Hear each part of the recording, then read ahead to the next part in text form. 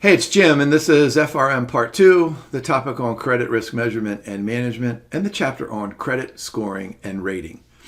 Recall in that previous chapter, we had a focus on the credit worthiness of corporate and consumer borrowers. I want you to think about those two groups of borrowers in the following spectrum. Think about simple ones, like simple borrowers like you and me. Maybe we want to borrow 10 or 20 or 40,000 for a car, or maybe $200,000 or $300,000 for a house. To your smaller local businesses that might want to borrow a couple $100,000 for expansion, to larger businesses that might need a couple $1 million, all the way up to large corporations who can issue bonds. And of course, those large corporations, they can borrow money in the form of a loan, but the bond issue. So I want you to think about that in terms of the spectrum from someone like me all the way up to a large corporation like Johnson & Johnson. Also recall in that previous chapter that we had three approaches. Remember, we had the judgmental models with those 5 C's. We had the financial models that, remember that big one was the structural model.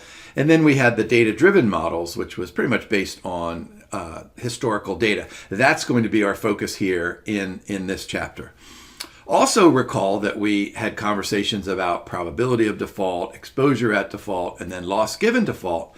Our focus in this chapter is going to be on probability of default. And let me go ahead and give this away if you haven't already figured it out. What we're going to do is we're going to assign a credit score or a credit rating, either like 1, 2, 3, 4, or 5, or maybe some other numbers. Or credit rating, we're going to assign A, B, C, D, or maybe some other letters. And that's pretty much the difference between credit scoring and credit rating. So look at that first learning objective. Yeah, compare those two systems. And we'll spend a good time in the next few minutes talking about that. And then we're going to ask ourselves the question, do we want to go ahead and look at a borrower over the last month or the last year or the last 100 years? So we'll do through the cycle and point in time, and then we'll talk about the process. And that's pretty much the focus of the last part of this chapter, and then we'll talk about some methodologies. So let's go ahead and start with that first learning objective, credit scoring versus credit rating. And so credit scoring and rating systems, we want to quantify credit risk. So what do I say to you guys all the way back in when we first met, however long ago that was, this is Jim's assessment. Now, remember, GARP does it a little bit more granular than I do. I always say, identify the risk, quantify the risk, and then manage the risk. And so that's what we're doing here with scoring and rating. And so the credit scoring system is going to be a numerical credit score, and the credit rating system is on an ordinal scale. And so there's a good picture there. So what did I say earlier? 1, 2, 3, 4, 5. Well, we'll go 300, 301, all the way up to 850. And then with credit rating, and I'm guessing you guys know all about Moody's and Standard & Poor's and Fitch. And so we'll go from AAA all the way down to either single C or D, depending on the ratings agency. I always tell my students just to remember that the worst you can be as a bond is a bond that is rated D for one that is in default. Now here's a really good table for you guys to know for potential exam questions. Look at the very top up there, the benefits of both types of the systems. This sounds to me like a really good exam question in which you're given a question stem with some data on credit scoring or credit rating, and then you would have to identify one or the other. But these benefits up there are really super critical, I think. So let's go ahead and read through these. Reduce subjectivity in loan evaluation, right? Suppose I come to you and I say, hey, I want to borrow a couple $100,000 for a house. Or I come to you and say, hey, I want to borrow $400,000 or $500,000 for my business. I mean, you might look at me and say, all right, here's Jim. He's 62 years old. He's, dressed up in a suit. He presents himself very well. We've read about him in the newspaper. We know about this and that. Boy, let's go ahead and let Jim have whatever he wants, So what we're trying to do here is reduce that subjectivity so that we can ask Jim specific questions that says something like, all right, Jim, what are your assets, what's your income, what's your retirement, all that kind of good stuff. What that does then is that reducing that subjectivity, that potential for personal bias, is that it pretty much has to bring in the opportunity to perform scenario analysis and stress testing. I mean, a subjective question, you might come in and say, you might come to me and say, all right, Jim, you want to borrow, what did I say, $200,000. You could say to me, what happens if you and your wife lose your job? And I could say something like, well, I'll get a different job, so that would just add into the subjectivity. But what you could do then, if we reduce that and bring in the objective credit history, then we can do scenario analysis and stress testing and all sorts of other kinds of things. Yeah, consistency and transparency, that makes perfect sense. And then lowers the time. We've talked about this in previous chapters, that you can take a long, long time. I remember when my wife and I took out our first mortgage loan, we were not approved for, I think it was like 35 days or 40 days. And I remember thinking and saying to my wife, what is the bank doing? I was just out of graduate school. Here's my stuff. Here you go. It's either a yes or a no. Figure out the interest rate. So what are we trying to do? This goes back to our discussions on capital budgeting and capital structure. What are we trying to do? Minimize the weighted average cost of capital. Well, the time element there is important. All right, what I want you to do now is take your phones out and take a picture of the bottom part of this. So we've got the benefits there, and then we have key differences. So these are really great exam questions where you're given a scenario and then say, okay, which one of these falls under credit scoring and credit rating? Now, here's this introduction of the through the cycle and the point in time. So I'm not sure if I gave you the great analogy in that introduction a few moments ago, but just think of through the cycle. So we've had lots of conversations on the business cycle, so you start here on the business cycle, and then you go way, way up through expansion, and then, you don't have much expansion, then you go way, way down to the trough, and then you're back to where you started. So through the business cycle, which could be 6 months, right? Or it could be 10 years, right? So the idea here in the through the cycle system is to remove or put less focus on the short-term issues. Point in time, that's strictly short-term. That's saying something like, okay, Jim, if you lose your job, how are you going to repay this loan?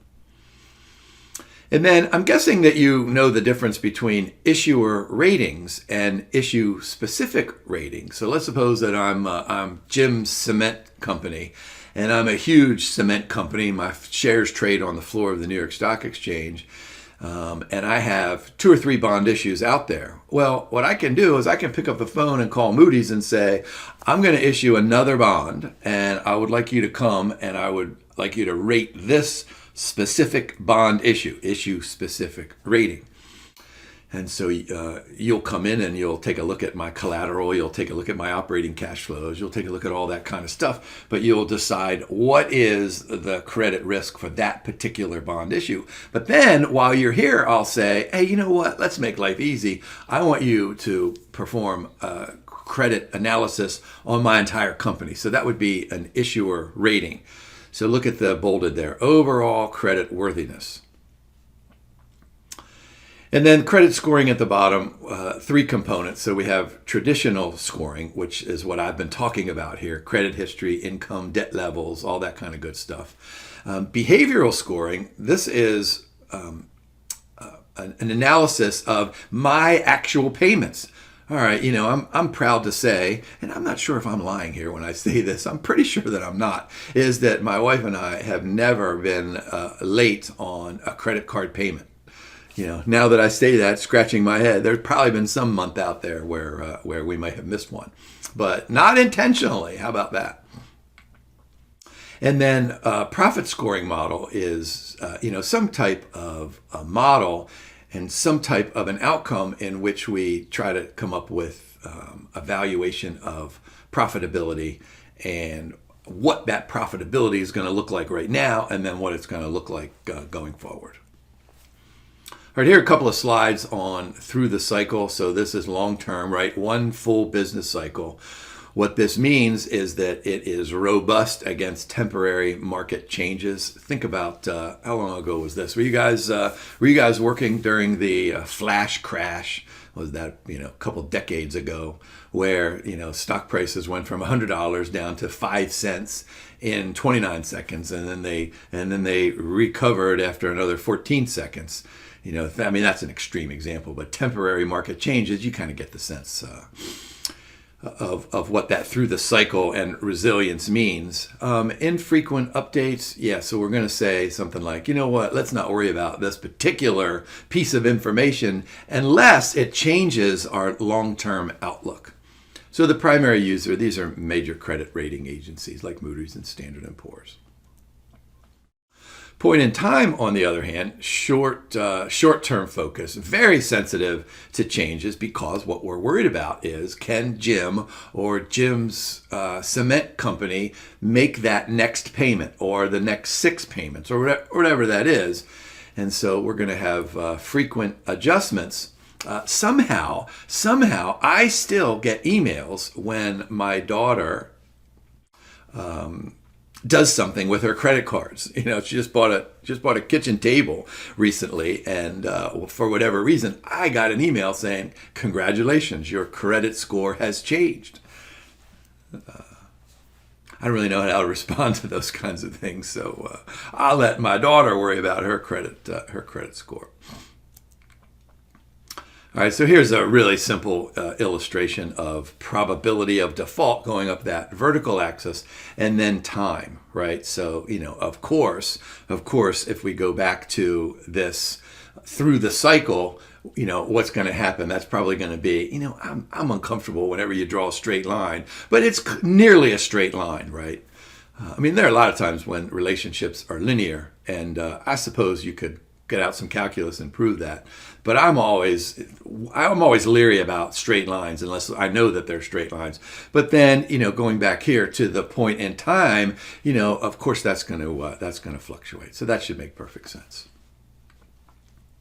Now, let's suppose that I would like to borrow some money for a car or a house or my local business, and I don't want to go through the banking industry, right? So I can do this peer-to-peer lending system in which I can go to a web page, and I can put my name, and I can put all sorts of stuff in there and say, hey, I would like to borrow $227,000 because I want my business to expand. And then there's somebody out there, somebody really wealthy out there, maybe the Tesla dude, he logs on and says, hey, I think Jim's a good potential borrower. I think he's going to repay the loan. So I borrow my $227,000 from Tesla, and there's no financial institution in there. So look at the bottom there. Default risk is generally higher, mostly because it's difficult for these P2P models to get a complete picture of my financial situation. Fairly complete. How about nearly complete, but not perfectly complete? Here's what looks like a fairly complex illustration of this model, this social lending model. And so here we are on the left-hand side. There's me, and I'm over on the right-hand side. There's Jim. I put the loan application in there. There's Tesla over there. He does the loan selection inside of that P2P lending platform. And notice you've got principal and interest payments going back and forth. And so the question is, how inside of that P2P lending platform do you get to the, what did I call it, the nearly perfect credit analysis? Well, we need lots of transparency, and we need big data utilization. So that's probably a good potential exam question. All right, how about these basic specifications? So meaningful differentiation of risk. So what did I say earlier? It's either going to be 1, 2, 3, 4, 5, or A, B, C, and D. So the differences between 1 and 2 have to be meaningful. Here's the analogy. Those of you who are college football and college basketball fans here in the United States, if your favorite team is, well, let me just pick a team that's not my favorite team, but Alabama, what do you read? Every day of the year you hear that the Alabama coaches have signed 4 5-star recruits, and they've signed 6 4-star recruits. So there has to be a meaningful difference. So what's the difference between a 5-star recruit to go play college basketball or college football is an individual who's been identified as probably having a professional career. 4-star recruits, they're kind of on the border. 3-star recruits could be solid college players. So meaningful differentiation of risk in this credit scoring and rating system means that, hey, if we look at a single A-rated bond and then we look at a triple B-rated bond, we need to be able to see differences between those two and then among all of them that are out there. And then lots and lots of organizations out there, they love to talk about monitoring and evaluating and feedback and control. So there we go, oversight of the system operation. So that differentiation of risk that leads us off in this kind of a conversation has to be adjustable and evaluated and ensure system integrity. Collect a substantial database. Of course, we're always collecting data. That's why I love those commercials on TV where they say, okay, if you use this search engine, something happens. If you use this search engine over here, none of that stuff happens. So we're collecting data all the time. In fact, I would love to smash my phone so that nobody can track me or record me or do any of that kind of stuff. But alas, I won't smash my phone. Continuous evaluation of borrowers. Of course, what could happen to me if I'm an individual? I could lose my job. My wife could lose her job. We could have health issues. How about businesses? What businesses could experience extreme changes in demand for their product. And then on the other side, they could have supply chain issues. Think about, during COVID, we saw those pictures out in California of all of those cargo ships just sitting out there because there was nobody to unload them on the docks. And then correct selection of risk assessment. What's an assessment of my risk? Is it my personality? Is that I love watching pro football on TV? Is that part of my risk assessment attribute? Or is the fact that I've been a college professor for 1,000 years and I have a pretty stable income, right? Relevant factors. So I think a great exam question, this is what I always do to my students when I give exams. I'll give them a scenario and I'll say, here, of all this stuff, tell me what's relevant, tell me what's irrelevant, and then tell me why. I said this in my introduction. This is a big section here on the process for developing credit risk scoring and rating models. So we're going to take a handful of slides here, and this will take us up almost to the end of the chapter. So here are the steps, or here is the process for developing this model. So let's go ahead and go through this. So data collection and pre-processing. What does this mean? This means that we have lots and lots of data out there, but we need to establish a goal and a context. We can't just bring in all the data. We could just bring in all the data from all the borrowers and then throw some artificial intelligence or machine learning at it and say, hey, figure out some clustering over there. And of course, that's relevant probably in the end of stage, but not in the beginning of this stage. So we need to identify some goals and the context, right? Is this a home loan? Is this a business loan? Is this an expansion for an existing business, et cetera, et cetera? So then once we have that goal, then we can collect the data to achieve that goal. Here in the academic world, we have this thing called outcomes assessment. This is every time we have a meeting, somebody uses that terminology, outcomes assessment. And I always scratch my head and I lay down and I fall asleep whenever we have these conversations. Boy, I sure hope none of my colleagues are watching this video. So then think about the simple binary decision that we can make about data collection. We can throw lots of people over here in default cases, and then we can throw lots of people over here in the non-default cases to cover the entire spectrum, right? I mean, that's essentially what we're trying to do. Think back to, an interest rate tree where we can either go this path, or the binomial option pricing model where we can either go this path or this path. We can either default or we can not default. The interesting thing here is that you might have a crossover. You might have some borrowers who have defaulted in the past on some loans, but they have not defaulted in the past on other loans. And that's why this chapter focuses on, credit behaviors there.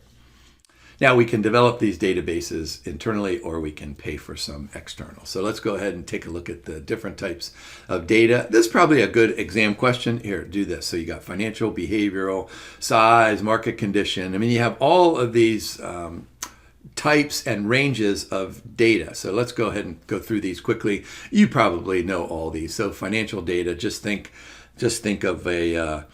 of going to the Johnson & Johnson webpage. You can take a look at their balance sheet. You can take a look at the income statement of changes in cash flows. You can do all of those financial ratios. And then you can use those to give some kind of an estimate on growth. Now, of course, that's for a large corporation. Then for smaller businesses, you might have to do some work in crafting those financial statements, or at least understanding how their accountants put together those financial statements. And then if it's an individual borrower like me, we can just put together my balance sheet and income statement and cash flow statement. We can do that. On an individual basis. Behavioral and transaction data. So this is what I was saying earlier, that I'm pretty sure I haven't defaulted or missed a credit card payment. I know I've never missed a mortgage payment. So credit limits, account balances. I'm guessing that those credit limit changes are what's going on with my daughter. Updated regularly, existing customer data. That makes perfect sense, right? Size and age, larger and older companies pretty much enjoy better financing conditions. So I want you to think about this. I tell my students almost every day in class, we talk about capital budgeting. What's the goal of the business? Maximize shareholder wealth. How do companies do that? Well, they try to develop brand name product lines. So that's really the sense of larger and older companies. They probably have a brand name product line. They probably have, are you ready for this? Look for this on an exam, either in the question stem or in the answer choices. Sustainable operating cash flows. Now, you have to be careful, because a lot of times these larger and older companies, they have hit their saturation point and they're beyond the mature stage of their product line. And so they need to innovate and do all that kind of good stuff. New companies, small enterprises, unique challenges there. So think of size and age and their implications for risk profile. Market conditions, think about the macroeconomic classes that you've had. And we've talked about these back in 1 and now in 2. What's the competition? What does regulation look like? What does the supply chain look like? How about technology? All sorts of cool things. We have at my school, we have access to the Bloomberg terminals. And I always tell my students, and I tell students that I visit all the time, even outside of finance majors, is you need to come into the late trading lab, log in to Bloomberg, type in your company, whatever you're researching, and go to the supply chain function, and you get the entire list of companies on this side of the supply chain, and then the entire list of companies on this side of the supply chain. Lots of you, I bet, know what I'm talking about. And so looking at the credit worthiness of a particular company, now these are publicly held companies then. So this would be, a credit rating model, kind of confirming that Johnson & Johnson or someone has a AA rating or a AAA rating. And so you look at this, okay, what if all of these companies over here go bankrupt? What if all these companies over here go bankrupt? And so that's the network and the supply chain. So that's pretty cool stuff. Stock market data, this has been around for thousands of years, so you guys know how to evaluate stock market data.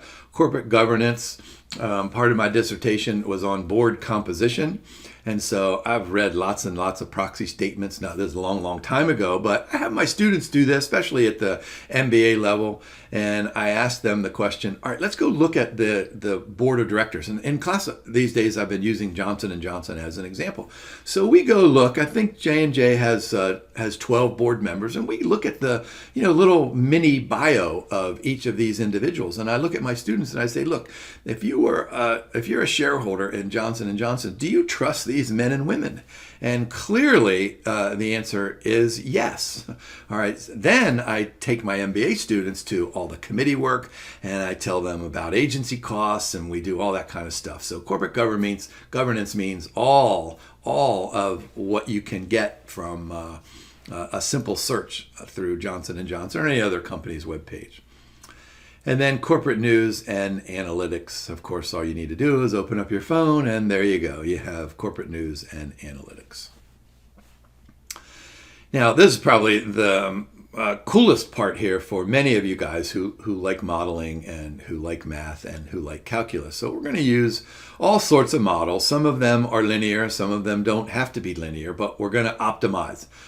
I take my students through the solver so we can do the Harry Markowitz efficient frontier in Excel. So we have this historical data, and then what comes in the output is the efficient frontier, which is the maximum return at each given level of risk. And so, of course, you can adjust that solver to do exactly what we're describing here in this class with credit scoring and credit rating. I'll look down at that third teardrop point, statistical research. So we can use regression models, we can use value at risk models, we can use expected loss, we can use exposure, we can do all that kind of stuff. And what we want to do is make sure that the data that we collected is robust. That's a term that shows up in the academic world all the time and among professional organizations, because you have this model and you execute the model and you have some results and you say, hey, look, I'm pretty confident that Jim is going to repay his loan over the next 4 years. And that might be accurate, but let's go ahead and test it over here with Jen. And Jen is exactly like Jim, except for Jen is only 59 years old and she's only been a college professor for 12 years, but they make the same amount of money, et cetera, et cetera. So this is kind of testing for the robustness of that particular model. And then you can use all sorts of algorithms, right? I'm sure that we're super aware that AI and all these companies are exploding in stock price because they're on the edge of artificial intelligence. And so that's just an application to what we're talking about. Now, I hinted about Jim and Jen here just a second ago. What we want to do is validate our model. We want to say, okay, it works fairly well. We're happy with the inputs. We're happy with the economic relationships between and among all of the variables. Well, let's go ahead and say something like, all right, we collected the data on Jim and Jen, and thousands of other people. Well, let's go over there to those people across the street. They're not in our inputs. So let's get that data over there and let's go ahead and test our model. So we can do in-sample testing, we can do out-of-sample testing, we can call those validation samples or holdout samples. So what we're really trying to do is validate our model and say something like, hey, you know what, this worked really well for Jim and Jen, and it works really well over there for Bob and Betty. Works really well for Johnson & Johnson, or works really well for Best Buy. All right, a couple of ways to do this. Back testing, we're going to do both out of sample, so that was the Bob and Betty over there, but also out of time, which means that we tested Jim and Jen, and we did this over the last, let's just pick 2 years, but now let's go back 4 years, or let's go back 100 years, right? Let's go back and say, you know what, if George Washington showed up to borrow money, how long ago was that? 220 years ago, 240 years ago, what would our model have looked like? Now, this walk forward testing, this is an interesting way to say, all right, there are limitations. We know this from previous discussions. There are limitations with using historical data. So what we're going to do is take our model and we're going to apply it to the next borrower that shows up. Now, hopefully that next borrower that shows up is not in this sample, is not Jim or Jen, it's not Bob or Betty over there. So the next borrower, this walk forward, notice we have the T+1. And by the way, let me go ahead and skip ahead. So here we go. We got the purple and the blue. So this next borrower, let me call him Ed. Ed comes in, and we use the model to evaluate Ed, and then so we make a decision on Ed's loan, and then we put Ed into the story, right? We use his data as part of the input. So that's the purple, the periods T, then T+1 and T+2 and then T+3. Those are all T+1s, and then notice down the bottom the T plus capital T. And so this walk forward testing is a way of incorporating the newness of the market, right? A new borrower to our historical model. And then you can just benchmark like we do in every other way against some kind of a reasonable benchmark, which might be, okay, borrowers over there that look like Jim and Jen and Betty and Bob and Ed, but they're way, way over there, and they look just like we do here, but we're going to use them as a benchmark. No different than having a well-diversified portfolio and using the S&P 500 index as a benchmark. Now, how about validation of these risk ratings? And so what happens here, I want you to think about, the easiest way to think about this is an Excel spreadsheet in which we have some columns and we have some rows and some categories in there on the left-hand side and across the top. And we're going to map those risk rating classes so that we can go all the way over and then all the way down and say, yes, there we go. There's a probability of default. And then with that probability of default, we can go ahead and compute the loss given default and all those other things that we talked about in that previous recording. What this does here, this validation of risk rating system, it gives us a distribution. Here, I'll go ahead and draw a normal distribution. Is it going to be normal? Probably not, but it might be nearly normal. And what we're trying to do is, if we have a normal distribution, we're looking in the middle at the biggest bunch of those borrowers, and we're saying, okay, these borrowers here, they don't default. I mean, that's super important information for us to know. So then, who did I say? Ed. When we're doing the validation, and remember, we're continuing to validate our model. So when we validate that, we say something like, okay, now Ed is part of the model, and that's going to change that probability of default estimate, wherever Ed fits into that part in the middle. And then, of course, we're going to implement, we're going to monitor, and we're going to review. And then we're going to say something like, all right, we've got all this stuff that we've done, right? Here we got the four blocks above. And we're going to say, okay, here comes Jim. Before he even gets in the door, I know everything about Jim, and I'm going to give him a rating of 2, or I'm going to give him a rating of 527. Or if this is Johnson & Johnson bond issue, I'm going to give it a rating of AAA. Now, of course, that's the end, that's the implementation, and then we're going to continue to monitor, we're going to continue to review. There's a good word down at the bottom, recalibrate ratings, re-estimation of a new model. I remember one of my professors in graduate school who was an econometrics guru. He would always tell us in class, and then when we were writing our dissertations, he would say, you know what? Your model, that's a really good model, but what is it going to work tomorrow? And we would just say, yes, sir, yes, sir. And then we would turn the corner and we would say, what the heck was that conversation about?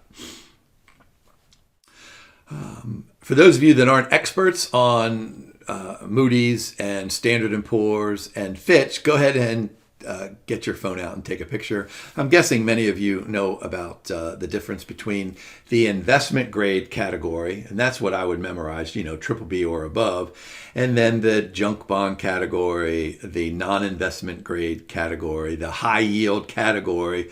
This chapter calls it the speculative graded category. And I would know those descriptions down on the far right column, because it sounds to me like those are the really good potential exam questions. Now, I always tell my students that when Moody's rates a bond, this is what they do. Perhaps you've seen me do this in a previous recording, is that what Moody's does essentially is they come in and they say to a company, they say, all right, how much of a bond do you have outstanding? And the company says, this much here. And then the next question is, what are your sustainable operating cash flows? What do they look like over the last 5 years? And what do you think they're going to look like over the next 5 years? And if the company says this, well, that sounds like a AAA rated bond to me. If the company says this, well, that sounds like a C rated bond to me. So how do they make that way more granular decision? But essentially, that's what these ratings agencies are doing. So let's go through these here, combine analytical and judgmental approaches, right? What we're going to do, we're looking at the database, we're looking at industry reports, we're going to visit with the company executives, we're going to focus on quantitative stuff, we're going to focus on qualitative stuff. So we're going to get an entire picture of this business, but it's really going to come down to this versus this, or this versus this. But what we do is, what Moody's does is they chop it up into differences between those two. Now, of course, there are some criticisms with this, and the big criticism is, look in the purple there, right? What were we told? We were told that many of these mortgage-backed securities were AAA rated, and we paid $978 per $1,000 bond when they probably should have been, I don't know, double C rated or triple C rated, and we probably should have only paid $649 for them. Right? So what happened was that these rating agencies, they let us down back in 2006 and 2007, and then of course we had this financial crisis. So what's going on here? Why do these rating agencies make mistakes? Well, the answer is always because the analysts working for these agencies, they did not accurately measure this or this. I mean, there's really that's really the only possible solution, the possible reason for this. All right, lack of transparency and accountability. I had a student years and years ago got a master's degree and went to work for one of these agencies and said, boy, I'd love to tell you how we do all this stuff, but I can't. It's kind of a secret, and that's fine, proprietary stuff, and that's perfectly fine. But what we want to make certain is that we're going to be able to trust these ratings agencies.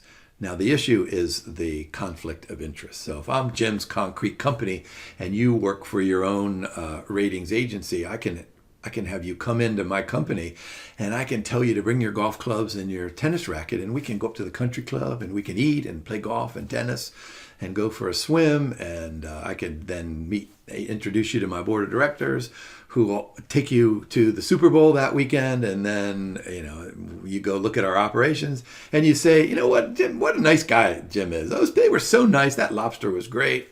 AAA rating for Jim, right? So there's the conflict of interest. Now, look up in the green there. This is interesting. This is what we know going back to 1958 in our conversations regarding the Modigliani and Miller capital structure irrelevance proposition, in which Modigliani and Miller point out that if we introduce taxes, bonds have a subsidy, right? They provide a subsidy because the interest expense is tax deductible. So when firms want to decide whether they should issue debt or equity, they go ahead and they issue debt because A, it's cheaper, and B, they get a tax break. The government helps finance that interest expense. And so what happens then is that firms are issuing lots and lots of bonds. And so you would think that Moody's and Standard & Poor's and these other ratings agencies, they're tempted to go ahead and rate all these bonds and give them, a slightly higher rating. I'm not being accusatory at all. That's just kind of regular old, humanity and judgment and just the way things work in society. We also know that ratings are cyclical. That when we're on that upslope, that the ratings tend to be a little bit higher than they should be. And then we're on the downslope, that the ratings tend to be a little bit lower than they should be. So remember optimism and pessimism in this. So this is a great exam question. In fact, there could be 4 great exam questions here. Now, of course, these ratings agencies, they're not perfect, but they're pretty good, right? Some might even claim that they're really good. I would be in that category, and I would always say something like, you know what? Here's these ratings agencies. They're doing a really good job, but let's not put our complete faith in them. Let's go ahead and let's figure out where they potentially could go wrong, and then let's fill in the kind of gaps here. So look at down the bottom. Complemented by internal models. That's all that means. So that's really cool stuff. So that takes us through our learning objectives. This was super fun for me. Remember that great exam questions, difference between credit scoring and credit rating. I think you'll do fine on this section and in this chapter here. So hey, good luck studying. Thanks for watching and have a great day.